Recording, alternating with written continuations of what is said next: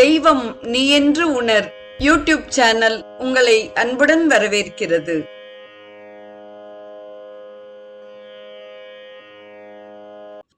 அன்பு உள்ளங்கள் அனைவருக்கும் உற்சாகமான இனிய சுபதின வணக்கம்.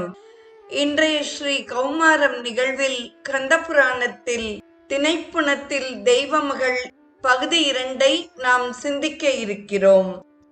நம்பிராஜன் வந்த அந்த நேரத்தில் வேற்படை வீரனாகிய முருகன் வேர்கள் வேதங்களாகவும் நடுப்பகுதி சிவ ஆகமங்களாகவும் பக்கத்தில் தழைத்த கிளைகள் பல கலைகளாகவும் கொண்ட ஒரு வேங்கை மரத்தின் உருவத்தை எடுத்துக்கொண்டு நின்றான். இந்த ஒரு அற்புதமான காட்சியை ஆங்கது காலை தன்னில் அடிமுதல் மறைகளாக ஓங்கிய நடுவன் எல்லாம் உயர் சிவ நூலதாக பாங்கமர் சுவடு முற்றும் பல்கலையாக தான் ஓர் வேங்கையின் உருவமாகி வேற்படை வீரன் நின்றான் என்று முருகன் வேங்கை மரமாக காட்சி கொடுத்ததை அழகுற வர்ணிக்கிறார் கச்சியப்பர். 1000 ஆண்டுகளுக்கு முன்னால் நடுவன் என்று குறிப்பிடும் கச்சியப்பரின் தமிழ் காதலுக்கு நாம் தலைவணங்க கடமைப்பட்டுள்ளோம். திணைப்புணத்தில் ஒரு வேங்கை மரம் புதியதாக தோன்றியிருப்பதைக் கண்ட நம்பியும் மற்ற வேடர்களும் அதனை வெட்டி வீழ்த்திட எண்ணினர். பின்னர் நம்பி இவ்வேங்கை வள்ளிக்கு துணையாக நிற்கும் என்று கூறி அதனை வெட்டாமல் விடுத்து திரும்பினான். மீண்டும் வேட்டுவ உருவத்துடன் தோன்றி வள்ளியிடம் தனது தீராத காதலை உரைத்தான் முருகப்பெருமான். நம்பிராஜன் வள்ளிக்கு வேண்டிய உணவுகளான தேன், தினைமாவு முதலியவற்றுடன் மீண்டும் திணைப்புணத்திற்கு வந்தான். எம்மவர் வருகின்றனர், தாங்கள் உடனே இவ்விடத்தை விட்டு ஓடுங்கள் என்றாள் வள்ளி. ஆனால் முருகன் ஓடாது பழுத்த சிவனடியாராக உருவம் எடுத்துக்கொண்டான். முதிய சிவனடியார் உருவத்தில் இருந்த முருகன் நம்பிராஜனுக்கு திருநீர் வழங்கினான். நம்பிராஜன் தாங்கள் இம்மலையில் வேண்டுவதென்ன என்று வினவினான். ஆண்மைக்குரிய வீரச் செயல்களில் மேம்பட்ட அரசே, யான் பல காலமாக நீடித்திருக்கும் எனது முதுமை நீங்கவும் மனதில் இருக்கும் தடுமாற்றம் நீங்கவும் இங்கு உமது மலையில் உள்ள குமரி தீர்த்தத்தில் இனிதே நீராட விரும்பி வந்துள்ளேன் என்றான் முதியவர் வடிவத்தில் இருந்த முருகன். முதியவர் சொற்கள் இரு பொருள்பட அமைந்திருப்பது கச்சியப்பரின் கவித்திறனுக்கு ஓர் எடுத்துக்காட்டாக அமைகிறது. எனது மூப்பு போலியானது, அது அகன்றுவிடும். எனது நெஞ்சத்தில் காதலால் மருள் ஏற்பட்டுள்ளது, அதுவும் வள்ளியை அடைந்தால் நீங்கிவிடும். இங்கு உனது வள்ளிமலையைச் சேர்ந்த குமரியாகிய வள்ளியை அடைந்து மகிழ்ச்சி கடலில் இனிதே ஆட விரும்பி வந்துள்ளேன் என்ற கருத்து ஸ்லேடையாக ஒலித்தல் இப்பாடலின் சிறப்பாகும். ஆண் தொழிலின் மேதகைய அண்ணல் இது கேண்மோ, நீண்ட தனி மூப்பகல் நெஞ்சமருள் நீங்க ஈண்டு நும் வரைக்குமரி எய்தி இனிதாட வேண்டி வருகின்றனன் மெலிந்து கடிதென்றான் என்று இப்பாடலை ஸ்லேடையாக அமைத்துள்ளார் கச்சியப்ப சுவாமிகள். வரைக்குமரி, குமரி தீர்த்தம் மற்றும் மலைச்சாதி பெண் என்ற இரு பொருள்களில் வந்துள்ளது. சிவபெருமானும் ஒரு மலைஜாதி பெண்ணை, அதாவது பார்வதியை மணந்தான் என்பதும் இங்கு குறிப்பிடத்தக்கது. முதியவரே, தாங்கள் என் பெண்ணுக்கு ஏற்ற துணையாக திணைப்புணத்தில் இருந்தருள்க என்று கூறிய நம்பிராஜன் உணவுப் பொருள்களை கொடுத்துவிட்டு சென்றான். வள்ளி கொடுத்த தினைமாவை உண்ட முதியவருக்கு விக்கல் எடுத்து தண்ணீர் பருக சுனைக்கு அழைத்துச் செல்ல வேண்டினார். வள்ளி முதியவருக்கு வழிகாட்டி சுனைக்கு அழைத்துச் சென்றாள். சுனை நீர் பருகி தாகத்தை தீர்த்து கொண்ட முதியவர், தாகத்தை தீர்த்த பெண்ணே, என் மோகத்தையும் தீர்த்திடுக என்றார். அச்சொற்களை கேட்டு வள்ளி சினந்தாள். வள்ளியும் பார்வதியை போலவே தவவேடத்தில் மறைந்து தகாதன சொன்ன முனியவரை கண்டித்து பேசினாள். முதியவரை தனியே விட்டு தான் வேகமாக ஓடினாள்.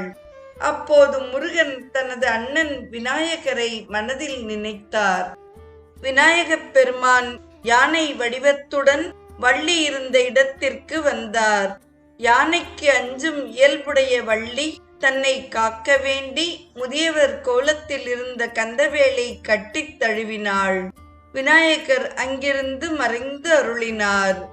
12 தோள்களும் 6 முகங்களும் உயர்ந்த அருள் ஒளி வீசும் வேலாயுதமும் குலிசாயுதமும் மற்ற படைக்கலன்களும் அழகான மயில் ஊர்தியும் உடைய திருக்கோலத்தை முருகப்பெருமான் வேடர்குல பெண்ணான வள்ளிக்கு காட்டி அருளினான்.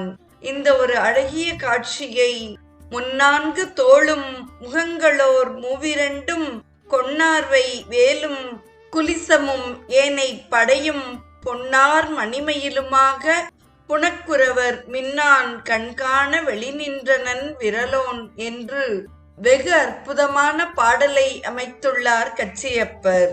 முன்பு திருமால் மகளாகத் தோன்றி தவமியற்றிய சுந்தரவல்லியே வள்ளியாக பிறந்தாள் என்ற செய்தியை அவளுக்கு நினைவுபடுத்தினான் முருகன். முருகனிடம் விடைபெற்று வள்ளி என்று திணைப்புனம் திரும்பினாள். தோழியர் தங்கள் தலைவியிடம் மாற்றத்தை கண்டு ஐயுற்றனர். முருகன் மீண்டும் வேடனாக வந்து தோழியை அணுகி வள்ளியை காண விழைவதாக கூறினான். தோழி தன் தலைவியை காண இயலாது என்று கூறினாள். முருகன் அவளை கொணராவிடில் மடலேறுவேன் என்று அச்சுறுத்தினான். அதனால் அத்தோழி வள்ளியை முருகன் மறைந்து பதுங்கியிருந்த குறுக்கத்தி மரத்தின் அருகில் அனுப்பி வைத்தாள். இருவரும் சந்தித்து மகிழ்ந்தனர். முறைப்படி திருமணம் நிறைவேறும் என்று கூறி வள்ளியை அனுப்பி வைத்தான் முருகப்பெருமான். கதிர்கள் அறுவடைக்கு உரிய பக்குவத்தை அடைந்தன. அதனால் வள்ளியின் புனைக்காவல் பணியும் நிறைவு பெற்றது. வள்ளி தனது குடிலுக்கு ஏகினாள். வள்ளி தன்னுடைய இல்லத்திற்கு திரும்பிய பிறகு இயல்பாக இல்லாமல் இருப்பதை தோழியரும் செவிலித்தாயும் உணர்ந்தனர். அவளிடத்தில் ஏற்பட்ட மாற்றங்கள் குறித்து ஐயமும் அச்சமும் கொண்டனர். வேடர்குல வழக்கப்படி குலதெய்வத்திற்கு வழிபாடுகள் நடத்தினர். அம்மன் கோவிலில் காப்பு கட்டி திருவிழா நடத்தினர். பூசாரியை கொண்டு வெறியாட்டு நிகழ்வித்தனர். கடவுள் அருள் மேலிட்டு குறி சொல்கின்றனர். அதனை அக்காலத்து வெறியாட்டு நேர்தல் என்பர். அதாவது தெய்வத்தை அழைத்து குறி கேட்டலே வெறியாட்டு ஆகும். வள்ளியின் பொருட்டு வெறியாட்டு விழாவில் சாமியாடியாக வந்தவனின் புகுந்தான் முருகப்பெருமான். வள்ளியின் பொருட்டாக வெறியாட்டு நிகழ்வித்த பொழுது வேலன் என்ற சாமியாடியின் மீது வந்து, இதற்கு வேறு காரணம் எதுவும் இல்லை, வள்ளி திணைப்புணத்தில் தனியாக இருந்த வேளையில் நாமே அவளை தொட்டோம், உள்ளம் மகிழ் வழிபாடு செய்தால் இக்குறை நீங்கும் என்று குமரவேல் குறிப்பாக கூறி அருளினான். வள்ளியும் அவளுடைய பெற்றோரும் ஒருவாறு நிம்மதியடைந்தனர். இந்த ஒரு அழகான காட்சியை வெறியயர்கின்ற காலை வேலன் மேல் வந்து தோன்றி பிரிதொரு திறமும் அன்றால் பெய்வளை தமியலாகி உரைத்தரு புனத்தில் தொட்டாம் உளமகிழ் சிறப்பு நேரில் குறையுது நீங்குமென்றே குமரவேல் குறிப்பில் சொற்றான் என்று அழகுற அமைத்திருக்கிறார். வள்ளியும் அவளுடைய பெற்றோரும் ஒருவாறு நிம்மதியடைந்தனர். திணைப்புணத்தில் அறுவடை நடந்தது. முருகன் மீண்டும் திணைப்புணத்துக்கு வந்தான். நாளைய நிகழ்வில் திணைப்புணத்தில் தெய்வமகள் நிறைவு பகுதியையும் வள்ளியை மணந்த வடிவேலவன் குறித்தும் சிந்திப்போம். இன்றைய நிகழ்வில் திணைப்புணத்தில் தெய்வமகள் பகுதி 2 செவிமடுத்த அத்துணை நல்ல உள்ளங்களுக்கும் நெஞ்சார்ந்த நன்றி. மீண்டும் நாளைய நிகழ்வில் இணைவோம். தெய்வம் நீ என்று உணர் யூடியூப் சேனலை கேட்டு மகிழ்ந்த நீங்கள் உங்கள் நட்பு வட்டத்திற்கும் பகிர்ந்து தொடர்ந்து உங்களது நல்ல ஆதரவினை சப்ஸ்கிரைப் செய்து வழங்குமாறு அன்புடன் வேண்டுவது உங்கள் அன்பின் விசாலம்.